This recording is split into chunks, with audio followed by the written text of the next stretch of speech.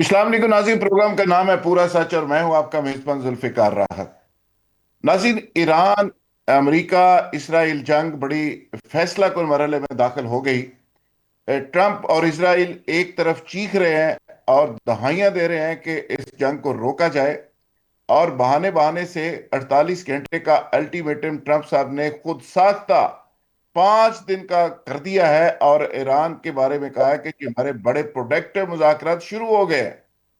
और साथ ही साथ ये भी इतराफ किया है कि हम एक ज़हीन कौम के साथ लड़ रहे हैं जिनका आईक्यू लेवल बहुत बड़ा है। शतरंज का ये एक मुश्किल खेल है जिसमें हम सुरखुरू होने की कोशिश कर रहे हैं, लेकिन हमें एक बड़े टफ और मुश्किल और बड़े ज़हीन दुश्मन का सामना है।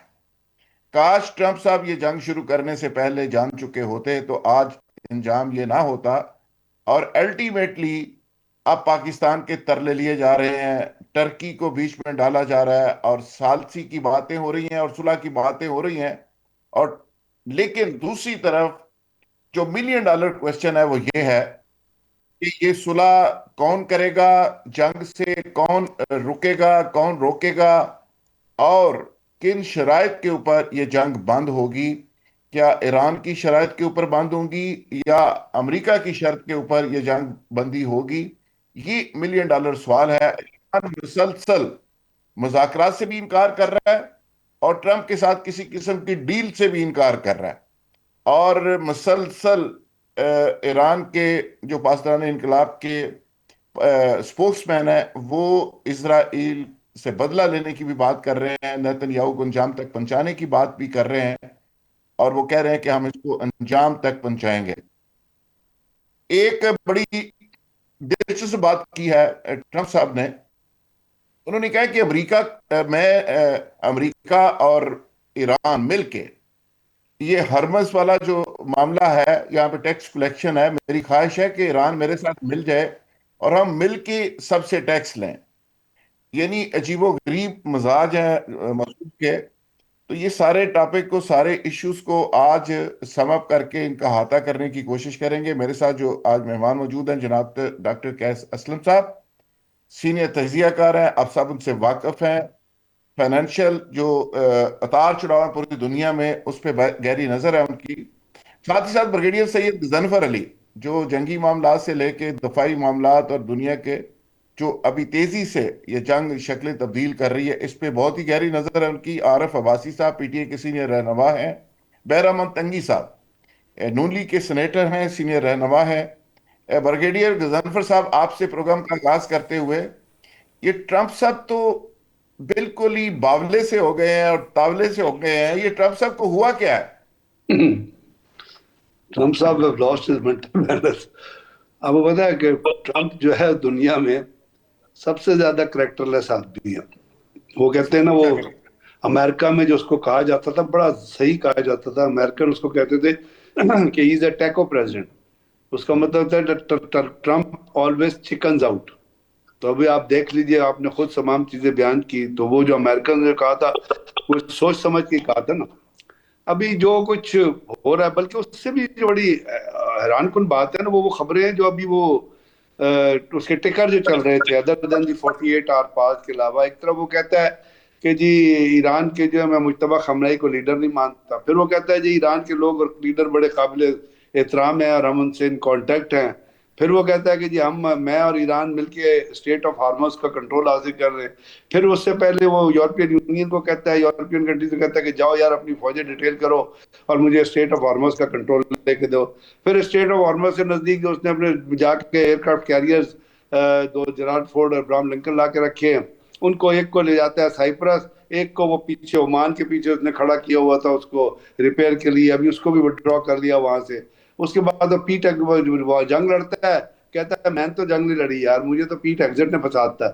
वो मतलब वो नहीं होता कि जी अब इसकी किस बात का आप एतबार करें। तो बात ये है कि लीडरशिप जो होती है ना, वो उसके कुछ असूल होते हैं दुनिया में। आप जंगें भी लड़ते हैं, वो किसी असूल पे जंगें लड़ते हैं।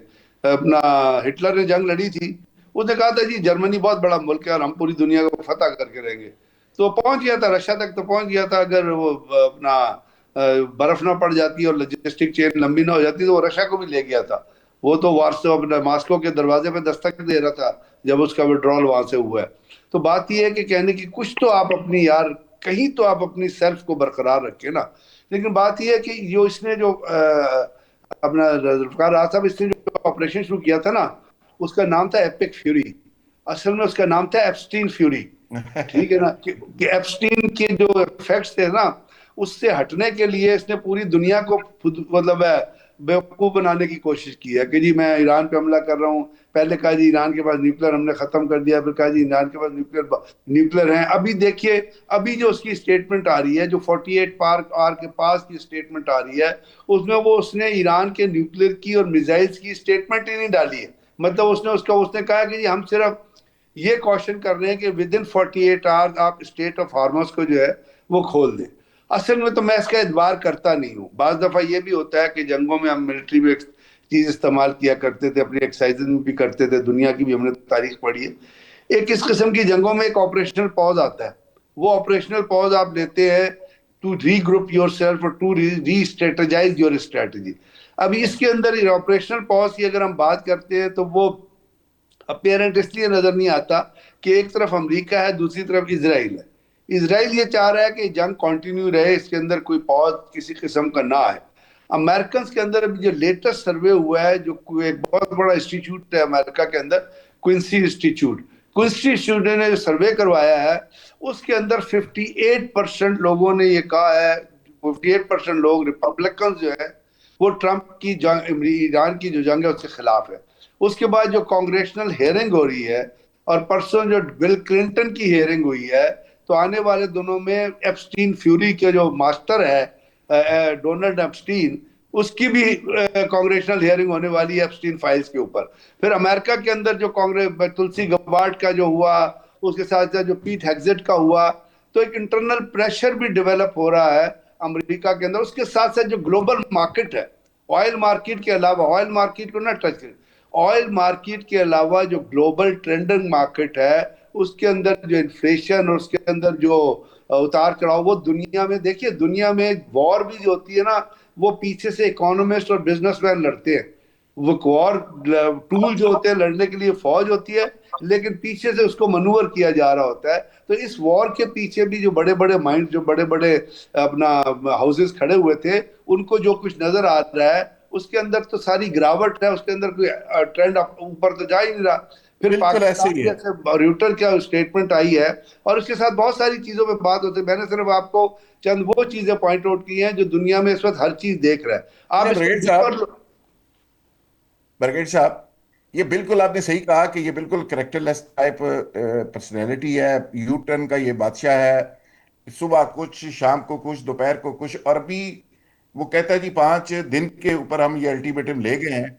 और सारी दुनिया को पता है कि अल्टीमेटम क्यों आगे गया है। ईरान ने आगे से जो धमकी दी है, रिस्पॉन्ड किया है, उसके बाद चीखें निकल गई हैं इसराइल की भी और उसकी। और इसराइल तो यूएनओ में भाग गया, इसराइल तो तरले ले रहा है, और अमेरिका भी तरले ले रहा है, और नहीं, अब जुल्फकार राज साहब, एक बड़ी इंपॉर्टेंट चीज ध्यान में रखिएगा। इस वक्त, कल, इस अभी तक जो कुछ हो रहा था ना, उसमें अमूमन ज्यादातर आप टैक्टिकल ऑब्जेक्टिव्स को अचीव कर रहा था ईरान। यानी आपने रेजिडेंशियल पे बम मार दिया, मार्केट पे बम मार दिया।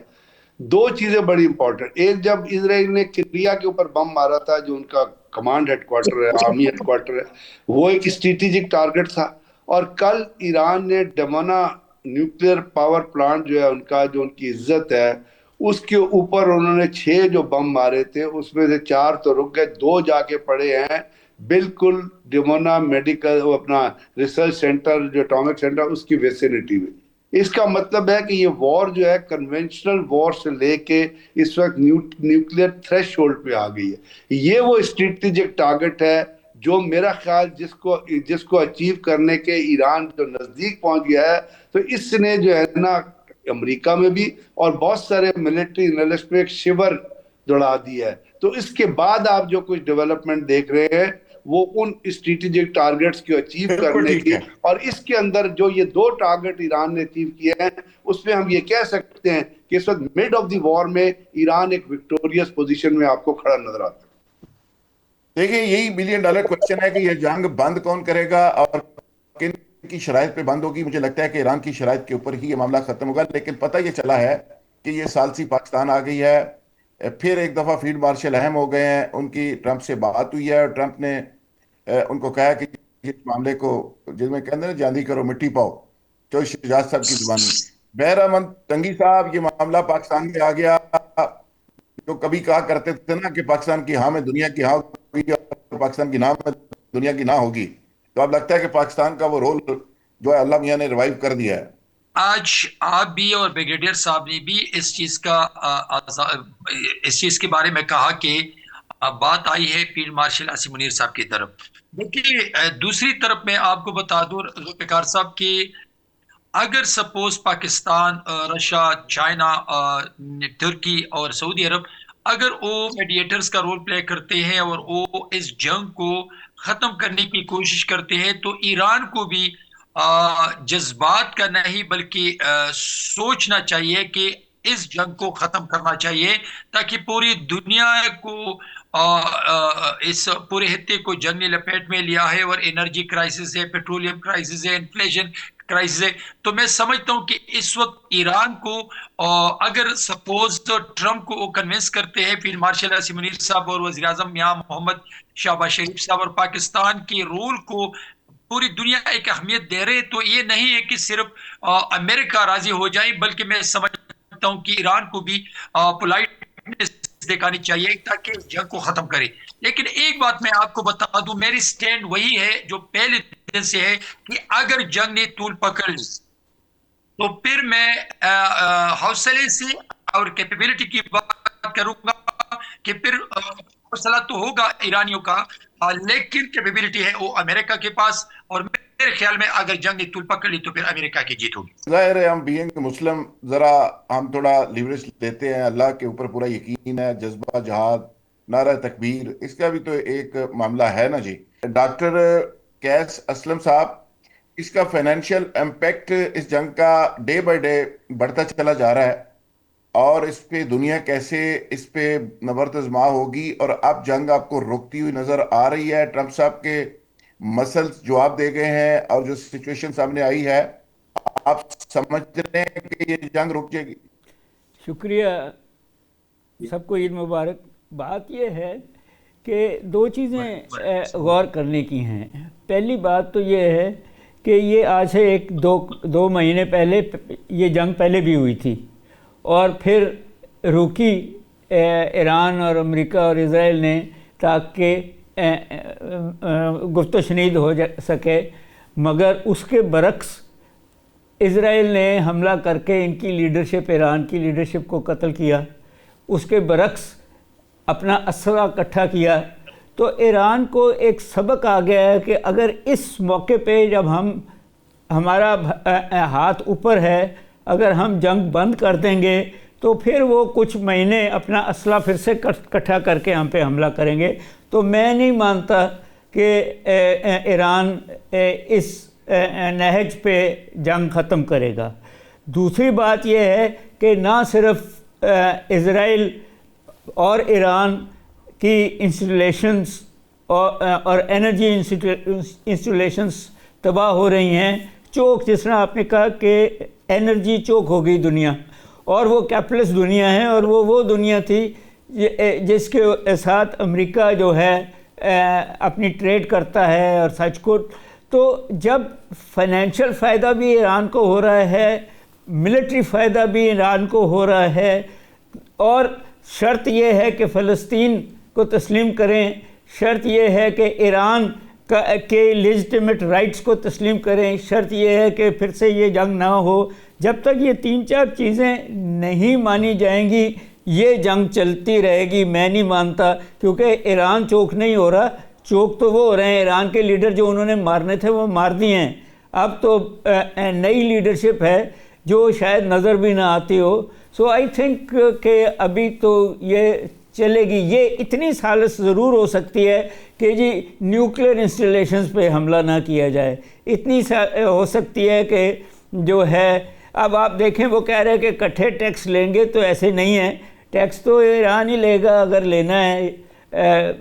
अमेरिका का क्या काम है कि दुनिया की दूसरी तरफ से आके यहाँ से टैक्स ले? ये प्रॉब्लम हमारे जैसे मुल्कों का होगा।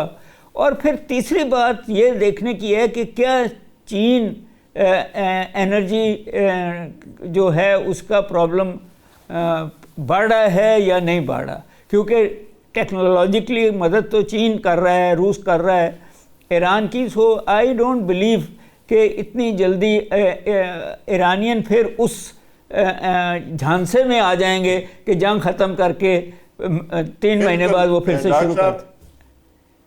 डॉक्टर साहब, अब बड़ी पते की बात आपने की है। ईरानी ऐसे ही सोच रहे हैं। ईरानियों ने आज कहा है कि हम ऐसे मुज़ाकरात को नहीं मानते, और वो कहते हैं कि ये ट्रैप है, ये अमेरिका मुनाफकत कर रहा है। वो दोबारा से नेटो को इकट्ठा करके ताकत जमा करके हमारे ऊपर दोबारा अटैक करेगा। 3 दिन 4 दिन का वो टाइम लेना चाह रहा है, ईरानी ये कह रहे हैं। लिहाजा हम ऐसे मुज़ाकरात को नहीं मानते। लेकिन जाहिर है पाकिस्तान समेत कुछ टर्की और कुछ दीगर ममालिक चाह रहे हैं कि ये सुलह हो जाए। सालसी के लिए वो तैयार है, और एक हाई लेवल का अमरीकी वफद जो है वो पाकिस्तान आ रहा है, जिसमें कहा जा रहा है कि ट्रंप का दामाद भी शामिल है और वाइस प्रेसिडेंट भी शामिल है, और ईरानी पार्लियामेंट के स्पीकर पाकिस्तान आ रहे हैं, और पाकिस्तान इस्लामाबाद के अंदर डायलॉग हो रहे हैं। डायलॉग होने चाहिए, बहुत अच्छी बात है, मगर डायलॉग जो है वो जिस मुल्क पे हमला हुआ है उसके जो है पोजीशन पे होने पड़ेंगे ना डायलॉग। जाहिर है। लेकिन डॉक्टर साहब वो ईरान नहीं मान रहा। ईरान कह रहा है कि जी हमारे कोई मुज़ाकरात, कोई डील नहीं हो रही। रेड साहब, मैं आपके पास आ रहा हूँ।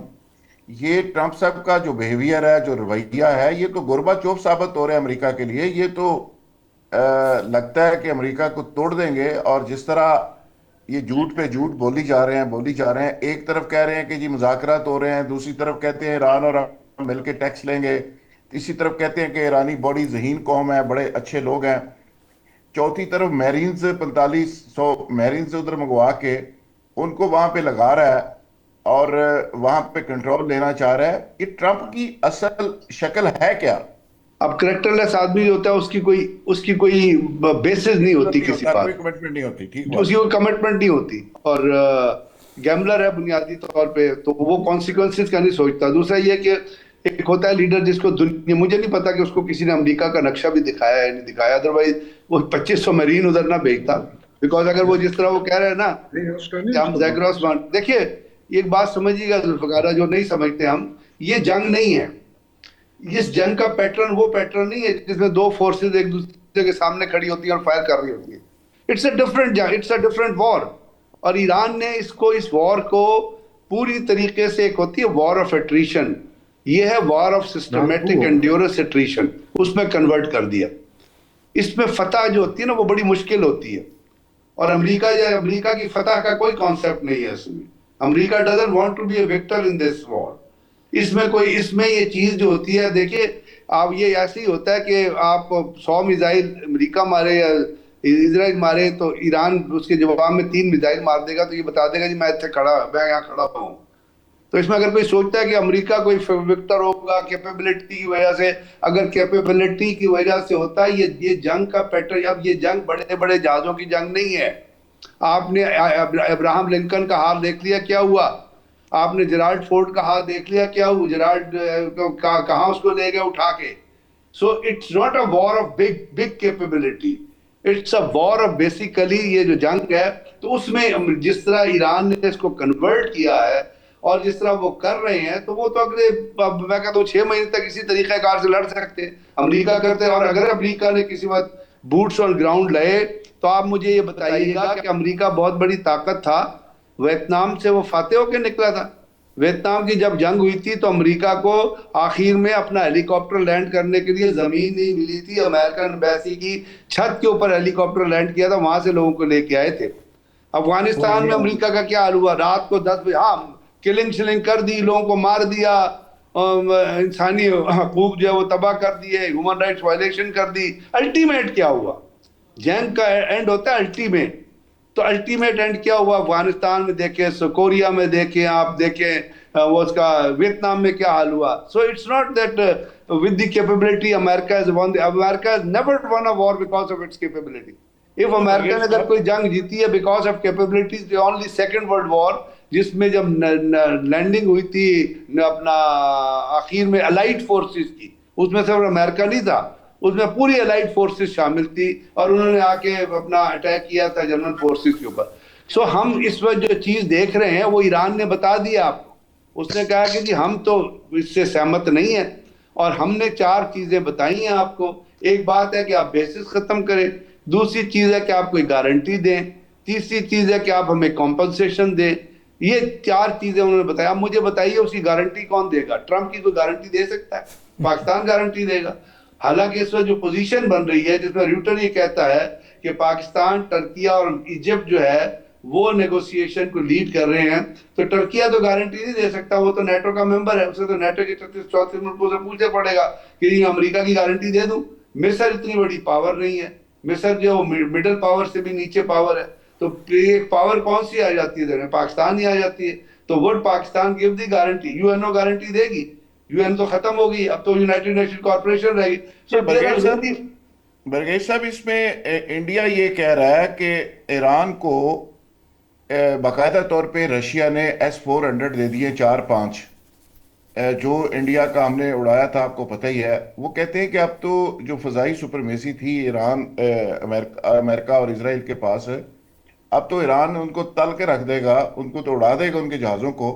और पहली दफ़ा ऐसा हुआ कि F-35 उन्होंने लॉक भी किए और उसको मारा, टारगेट भी किया, टारगेट भी किया। इसके अलावा राज साहब, एक चाइनीज ने जो कुछ उनको बाइव्यू तो दिया भी था ना। अब एक चाइनीज एक शिप है, उसको कहते हैं लियोनवेंग 1, और ये गल्फ ऑफ ओमान के अंदर कोई पिछले 20-25 दिन से मौजूद है। और ये वो शिप है जो 6000 किलोमीटर का सेंसर बबल कैरी करता है over the conflict zone.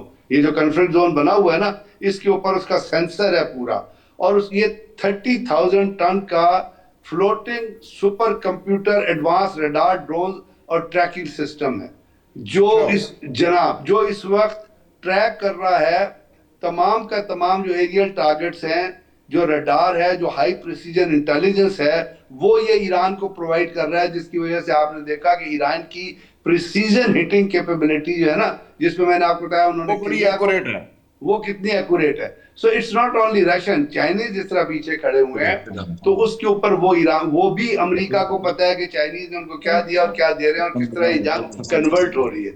So seeing all these things, मैं ये समझता हूँ कि ईरान जो है वो इस वक्त एक एडवांटेजियस पोजीशन में है। वो अपनी डिक्टेट टर्म कराएगा। अमेरिका के ऊपर इंटरनल प्रेशर है, अमेरिका के ऊपर एक्सटर्नल प्रेशर है।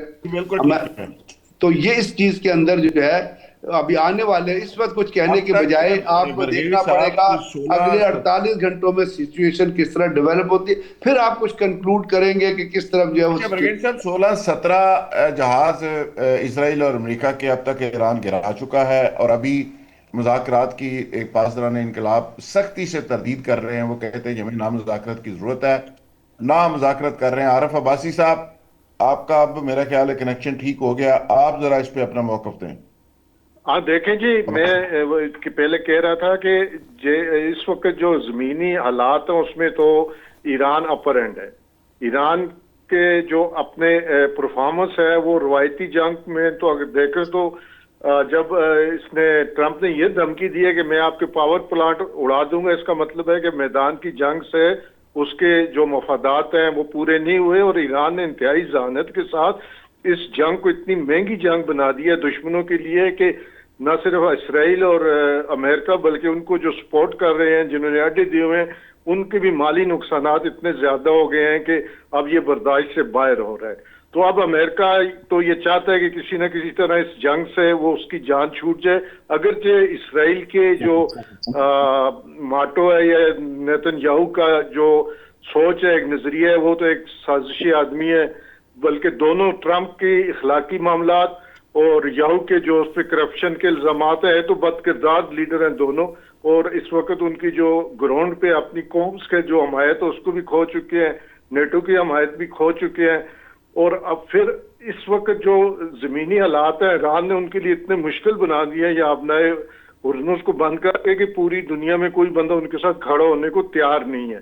तो मैं समझता हूँ कि ईरान ने पिछले 50 साल की पाबंदियों के बावजूद जिस तरह दुश्मन को उसके मकासद में नाकाम किया है, उनका मकसद क्या था? ये रजीम चेंज करना है, एटमी इनकी जो सलाहियतें उनको खत्म करना है, इनका मिसाइल प्रोग्राम खत्म करना है। आप समझते हैं कि तीनों में से एक में भी वो कामयाब नहीं हुए। तो मैं समझता हूँ कि इस वक्त ये जंग जिस तरह दुनिया को इफेक्ट कर रही है, तो इसकी बेहतरी तो हम सब का यही ख्याल है कि इसको जितनी जल्दी खत्म हो जाना चाहिए। लेकिन अब ग्राउंड के हालात ये हैं कि ये जंग अब इसका कंट्रोल ईरान ने अपने हाथ में ले लिया। अगरचे उनकी लीडरशिप सारी एलिमिनेट कर दी गई है, मार दी गई है, लेकिन चूंकि उनका सिस्टम इतना मजबूत है कि उसकी परफॉर्मेंस पे, जंग की परफॉर्मेंस पे फर्क नहीं पड़ा। तो इस वजह से ट्रम्प की तो आप किसी बात पे यकीन नहीं कर सकते। बेसिकली तो ये जुआरी है। लाग वेगास में इसके देखते हैं जितने बड़े जुए खाने हैं और एक करेक्टरलेस शख्स है। तो ये अमेरिका के लिए गोरबाचोव ही साबित होगा। अगर अमेरिका की फाइनेंशियल पोजीशन इसमें $38 ट्रिलियन का, वो $38 ट्रिलियन का वो मकरूज है उसकी इकॉनमी, तो फिर अगर ये डॉलर का जिस तरह युआन में अभी सौदे होने शुरू हो गए हैं तेल के, ऑयल डॉलर अगर रिलेशन खत्म हो जाता है और ये दुनिया इस तरफ मुड़ जाती है, तो फिर उनकी फाइनेंशियल हालत भी ज्यादा अच्छी नहीं रहेगी। और आने वाले हालात में यह है कि इंशाल्लाह ताला ईरान जिस तरह जिस जहानत से ईरान लड़ रहा है, मैं समझता हूं कि ईरान की कामयाबी में बहुत ज्यादा दूर नहीं। अब अगर जंग बंद होगी तो ईरान की शराइत पे ही होगी। बिल्कुल ठीक है। बहरामंद तंगी साहब, आप मुसलसल ये मौक़िफ़ रखते हैं कि ईरान और अमेरिका के तवाज़ुन नहीं है, लेकिन दो बड़ी ताकतें ईरान के साथ खड़ी हैं। रशिया खड़ा है, चाइना खड़ा है, और जितने चाइना अपना असला सारा टेस्ट कर रहा है, जैसे पाकिस्तान के ज़रिए उन्होंने इंडिया का तबीयत साफ़ की, इसी तरह ये अमेरिका की भी हो रही है। तो क्या रशिया और चाइना की मौजूदगी में ईरान की ज़बरदस्त यानी समझ लें मोटिवेटेड फोर्स के साथ ये सारी चीज़ें अगर मिलाई जाएं, तो फिर भी आप समझते हैं कि अमेरिका बहुत तगड़ा है? देखिए जुल्फ़िकार साहब, ट्रंप की अगर आप हिस्ट्री निकाल दें, जब उसका इंट्रा पार्टी इलेक्शन था हिलरी क्लिंटन के इलेक्शन के दौरान, तो उसने तमाम अपने कैंडिडेट्स पे सबसे ज्यादा जीत लिए, इलेक्शन जीत लिया इंट्रा पार्टी इलेक्शन, और वो प्रेसिडेंशियल कैंडिडेट के तौर पे सामने आ गया। और अच्छा फिर जी। हिलरी क्लिंटन के इलेक्शन में आपको याद होगा, ब्रिगेडियर साहब को भी याद है कि पूरी दुनिया ने ये कहा था कि हिलरी क्लिंटन इलेक्शन जीत रही है। और ट्रंप के बारे में रिपब्लिकन के जितनी भी एक्स प्रेसिडेंट्स थे, हत्ता कि उनके स्पीकर ने भी उनसे कहा कि आप विड्रॉ हो जाएं और आप इलेक्शन न लड़ें। लेकिन दो बातें मैंने आपको आपके शो में पहले भी कहा था कि ट्रंप ने कहा था कि मैं न सिर्फ इलेक्शन लड़ूंगा बल्कि मैं इलेक्शन जीत के आपको दिखाऊंगा, और ट्रंप ने इलेक्शन जीत लिया। तो मैं ब्रिगेडियर साहब ने तो ट्रंप के बारे में ऐसी बातें मैंने सुनी कि बिल्कुल ट्रंप यूजलेस बंदा है, वो कुछ नहीं है। उसने बाइडेन के मुकाबले में जब इलेक्शन लड़ा तो पूरी दुनिया को पता था कि ट्रंप इलेक्शन जीत चुके थे, और अभी फिर उसने इलेक्शन जीत के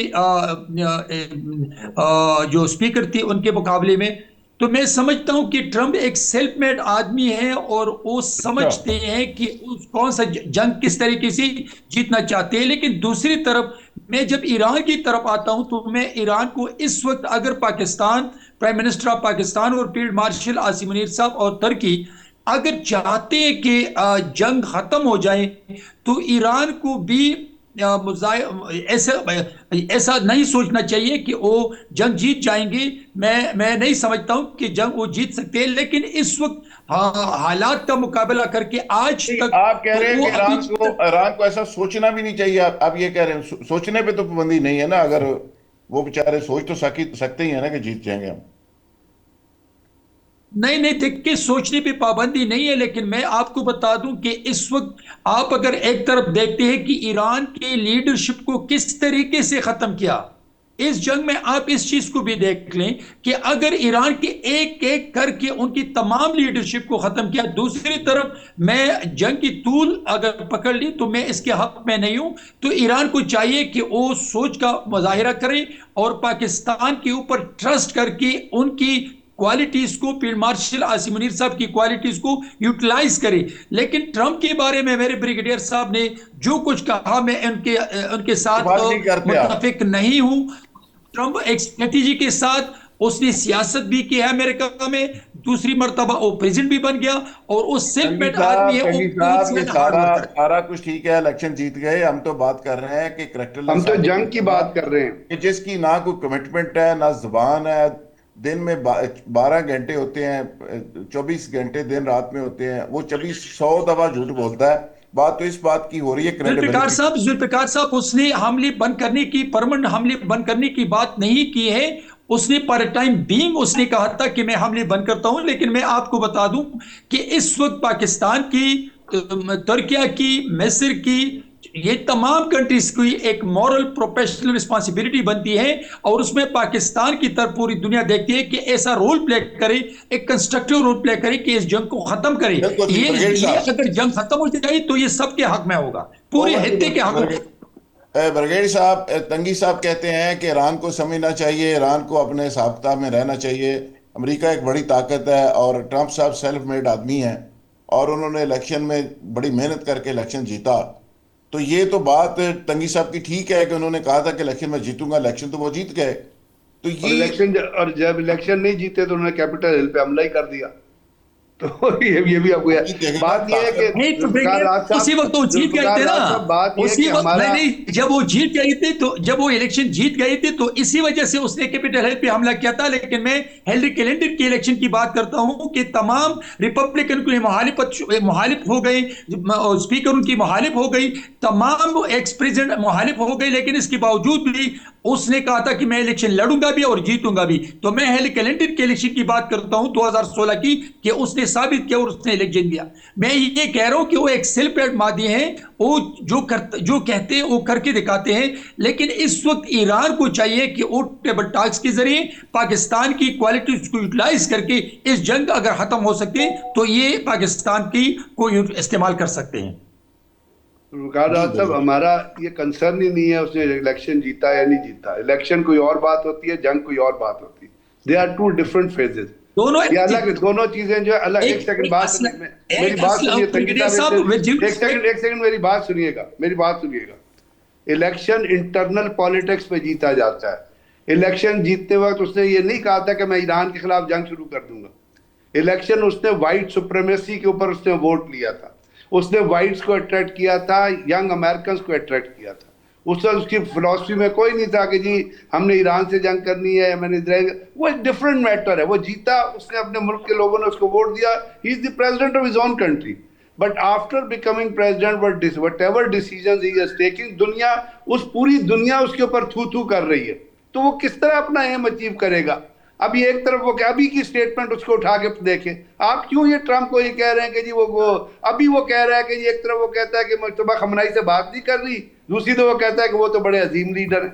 और मेरी तरफ से ट्रंप जो मर्जी कहे, मैं तो बात करूं इस वॉर पे और इसके कॉन्सिक्वेंसेज पे। दुनिया में जितने भी जी होश शख्स हैं वो ये चाहेंगे कि ये जंग बंद हो। हम भी ये चाहते हैं कि ये जंग बंद हो। इजराइल ये नहीं चाहता कि ये जंग बंद हो। ट्रंप ने अभी तक ये नहीं चाहा कि ये जंग बंद हो। ट्रंप ने उस वक्त ही कहा है जंग बंद हो, या वो उसने जो इंडिकेशन दी है जिस वक्त उसको यूरोपियन ममालिक छोड़ गए। स्पेन जिस वक्त उसको छोड़ गया है, डेनमार्क ने इजराइल के सफीर को बाहर निकाल के खड़ा कर दिया है। स्पेन के अंदर इजराइल के खिलाफ करारदादें पास हुई हैं। बात सुनिए मेरी, आप एक ऐसी चीज को डिबेट कर रहे हैं ना जो जंग का हिस्सा नहीं है। हम बात कर रहे हैं, मुझे आप एक मौका दे दें। आपकी जो सवालात है वो लंबी हो गई ना, तो आप मुझे दे दें। एक बैलेट का जंग है, एक बुलेट का जंग होता है, और दोनों के लिए इंसान का हौसला होना चाहिए। हमें बैलेट की जंग की परवाह नहीं है। आप तो बुलेट चल रही है, बैलेट की जंग की परवाह नहीं है। बैलेट में वो जो मर्जी जाके 10 लाख अगर मेरी तरफ से पूरी दुनिया का प्रेसिडेंट बन जाए, आई एम नॉट कंसर्न। मुझे भी डाल दीजिए, मैं कुछ कहूँ आपको। अच्छा डॉक्टर साहब देखें, पहली बात तो ये है कि ईरान ने अब पिछले 40 साल से इस जंग के लिए तैयारी की है, और ईरान को पता है कि इस स्टेज पे अगर वो इजराइल को ताकतवर छोड़ देगा तो ये जंग फिर से होगी। दूसरी बात ये है कि हमारे जैसे मुल्कों का जो रीजन में है, जिसमें सऊदी अरब भी है, पाकिस्तान भी है, तुर्की भी है, इजिप्ट भी है, इनका प्रॉब्लम ये है इस वक्त कि अगर ईरान फतेह हो गया तो हमें उसको रीजनल सुपर पावर मानना पड़ेगा। जो हम तैयार नहीं हैं। हम तो इंडिया को भी सुपर पावर मानने को तैयार नहीं है। इन दी रीजन द पॉइंट इज कि मेरा ये ख्याल है कि ये जंग उस वक्त तक चलेगी जब तक इजराइल घुटनों पे नहीं आएगा। अमेरिका का इशू नहीं है, अमेरिका तो आज भी दोस्ती करना चाहता है, वो समझता है कि अचीव कर लिया। इजराइल को घुटनों पे आना पड़ेगा और कहना पड़ेगा कि हाँ जी अब मैं ये 7 वाले मुल्कों पे किसी पे हमला नहीं करूंगा। कैसे आएगा इजराइल? तो इसको एक मुकद्दस जंग बना के, मजहबी जंग बना के, वो तो एक नजरियाती तौर पे ये जंग लड़ रहा है। वो तो ये survival मुसलमान की मुल्क जंग भी समझ इसको रहा है। मुकद्दस जंग क्यों नहीं बनाते? ये सालिस में क्यों चले गए हैं? अगर ये मुकद्दस उनकी जंग है तो फिर ये मुसलमानों की भी जंग है ना। इन दैट कॉन्टेक्स्ट काश होती। So it is very important कि अमेरिका और इजराइल ईरान के चारों मौक़िफ़ माने। मैं तो 5वां भी कह रहा हूं कि फ़लस्तीन को भी माने, तो फिर ये जंग खत्म होगी। इन दैट कॉन्टेक्स्ट बड़ी डेवास्टेटिंग जंग है। जिस बात पे अब्बासी साहब मैं आपकी तरफ आऊंगा, ईरान जिस बात पे अड़ा हुआ है, ईरान कहता है जी आप गाजा को खाली करें और आप ईरान को तवान दें, और साथ साथ ईरान ये भी कह रहा है कि यहाँ से मिडल ईस्ट से अमेरिकन निकल जाएं और आखिरी फौजी यहाँ मौजूद होगा तो ये जंग जारी रहेगी। अब हिजबुल्लाह भी बीच में घुस गई है, यमन की फौजें भी इसमें आ गई हैं, हमास भी एक्टिव है, और इराक के अंदर तंगी साहब आपके लिए खबर है, इराक आज़ाद हो गया है, वहाँ से नेटो शेटो भाग गई है। यही ताकतवर अमेरिका था और ये ताकतवर होने के बावजूद वहाँ से भागा है, खाली किया है, और लोग इनके बेसों के अंदर घुस गए हैं, लोग इनके वहाँ पे कौंसल खाने के अंदर घुस गए हैं। आरिफ अब्बासी साहब, आप क्या कहेंगे? ये जंग अगर इजराइल की मुकद्दस जंग बन सकती है तो मुसलमानों की ये जंग क्यों नहीं बन सकती? आपके लीडर अंदर से इजराइल के खिलाफ बयान क्यों नहीं दे रहे? देखें जी, जैसे हम सब जानते हैं इस्राइल एक नाजायज रियासत है जो कि कानूनी तौर पर वजूद में नहीं आई। उसका पहले दिन से जो माटो था ग्रेटर इसराइल का, उस पे काम कर रहे हैं। बदकिस्मती से कई दहाइयों बाद उनको एक बेवकूफ सदर मिल गया अमेरिका का, जिसके बलबूते पर उन्होंने अपना जो एजेंडा था उसको आगे बढ़ाने की कोशिश की है। लेकिन मैं ईरान को यकीन करेंगे दिल की गहराइयों से ये समझता हूं कि ये निशात सानिया इस्लाम के नाम पे जिस तरह उन्होंने मुकद्दस जंग बनाई है, तो ईरान ने भी कभी ना इसराइल को तस्लीम किया, और ईरान वो मुल्क है जिसने सबसे पहले पाकिस्तान को तस्लीम किया था, इस वजह से कि एक इस्लामी मुमलकत मार्ज वजूद में आई थी। तो मैं तो ये समझता हूँ कि इसराइल का जो नेतन्याहू उसने इंतहाई ज़हानत के साथ बेवकूफ़ बनाया है इसको ट्रंप को। ट्रंप एक बदमाश की हैसियत से दुनिया में सामने आया। अमेरिका जैसे बड़े मुल्क का सदर होना ये बदकिस्मती है अमेरिकन की कि ट्रंप जैसा शख्स उनका सदर बन गया। पहला में उसने क्या किया, बाकी दुनिया के साथ उसका रवैया क्या था, इवन के अपने इत्तेहादियों के साथ, यूरोप के साथ उसका क्या रवैया था, जिस तरह उसने टैरिफ लगाना शुरू करके दुनिया भर में बदमाशी शुरू की। ये शख्स पूरी दुनिया के लिए बहुत बड़ा खतरा है, दुनिया के अमन के लिए खतरा है। और ईरान ने जिस तरह उनकी सारी कैलकुलेशन को गलत साबित किया और उनके अंदाजों को गलत साबित करके इस जंग को उनके गले का ढोल बना दिया। अब फाइनेंशियली भी उनकी जो आप देखें, इसका $10,000 का एक जो ड्रोन होता है उसके लिए उनको $40 लाख का मिसाइल मारना पड़ता है। तो ये फाइनेंशियली भी उनके लिए ये जंग वो नहीं है, मौजूद नहीं रही। और ग्राउंड पे भी जो कामयाबियां हैं ईरान की, जिस तरह उसने कई दहाइयों से जो 70 की दहाई के बाद उन्होंने अड्डे बनाने की कोशिश शुरू की मिडिल ईस्ट में, और ऑलमोस्ट पूरा मिडिल ईस्ट अमेरिका के कंट्रोल में चला गया। और इस्लाम का हमारी जो इस्लामी सरबराही का कॉन्फ्रेंसें जो होती है वो बराए नाम रह गई, और अंदरूने खाना तमाम जो हमारे मिडिल ईस्ट के हुक्मरान हैं वो उसके अमेरिका के पट्टू के तौर पे काम करने लगे, और इसराइल इसी वजह से ताकतवर होता गया। तो मैं समझता हूँ कि इस वक्त ईरान बिल्कुल ठीक जा रहा है, उसको अपनी शराइत पे जंग खत्म करनी चाहिए। और दुनिया चूंकि अमेरिका के साथ नहीं है, फिर पॉपुलेशन अमेरिका की उसके साथ नहीं है, फिर इसराइल के जितने नुकसान हो रहे हैं उन्होंने कोई ख्वाब में भी ये नहीं देखा था इस किस्म के हालात। तो अगले अगर चंद दिन और जंग जारी रही तो शायद नेतन्याहू के लिए वहां का वजीर आजम रहना भी मुश्किल हो जाए, क्योंकि उसके ऊपर जो करप्शन के संगीन संजीदा इल्जाम है उसका भी उसको जवाबदेह होना है। तो ईरान बिल्कुल मैं समझता हूँ कि ईरान इस वक्त 80% अपने मकसद में कामयाब हो चुका है। अगर वो मजीद हफ्ता 10 दिन मजीद बिल्कुल ठीक खड़ा है। रहा और अल्लाह तंगी साबित साहब- कदम रखे ईरान को, तो ये घुटनों पे आ जाएंगे दोनों ममालिक। तंगी साहब, ये सारे मेहमान कह रहे हैं, आवाज हैं जो इख्तलाफ कर रहे हैं, सब हम तो ईरान को जुता के बैठे हुए हैं। आप इसमें थोड़ा सा अगर मेहरबानी कर दें, हमारे साथ इत्तेफाक कर लें, तो सारा पैनल ही इसमें शामिल हो जाए। तो आप थोड़ा सा मेहरबानी करें। देखिए जुल्फिकार साहब, मैं इस हक में हूं कि ईरान इस वक्त एक ऐसा मोड़ आ गया है कि पाकिस्तान के वज़ीर आज़म और फील्ड मार्शल आसिम मुनीर साहब की तरफ पूरी दुनिया देख रही है। इस वक्त पाकिस्तान एक कंस्ट्रक्टिव रोल प्ले करने की पोजीशन में है। ईरान को इससे फायदा लेना चाहिए और वो जज्बात से नहीं, क्या वो फायदा लेना बहुत चाहिए? सोच क्या करना, समझ ईरान को करके करना क्या इस चाहिए? आप टू दी क्या पॉइंट बताएं, ईरान को क्या करना तस्लीम कर चाहिए? ले अब इसराइल की। पाकिस्तान कभी भी पाकिस्तानी वज़ीर आज़म और फील्ड मार्शल आसिम मुनीर कभी भी ऐसा फैसला नहीं करेगा कि वो ईरानियों के हक में ना हो, वो सर, ईरान के ईरान हक में को नहीं क्या होगा। करना वो चाहिए? ईरान का सोचेगा बताएं। कि ईरान ईरान क्या करे? टू दी पॉइंट बताएं, 1 2 3। ईरान को क्या करना चाहिए? देखिए, ईरान मेज पे आ जाए, मेरा ईरान मेज पे आ जाए और नेगोशिएशन शुरू करे। वो नतीजा ऐसा आएगा कि पाकिस्तान कंप्लीटली वो ईरानियों के हक में फैसला करेगा। लेकिन अगर वो टेबल टॉक्स से इनकार करते हैं तो मेरे ख्याल में ये नुकसान होगा। आप समझ रहे हैं कि अमेरिका का फैसला कोई कमजोर मुल्क, यानी अमेरिका का पाकिस्तान का कंपैरिजन तो तंगी साहब कोई नहीं ना, फ्रैंकली स्पीकिंग।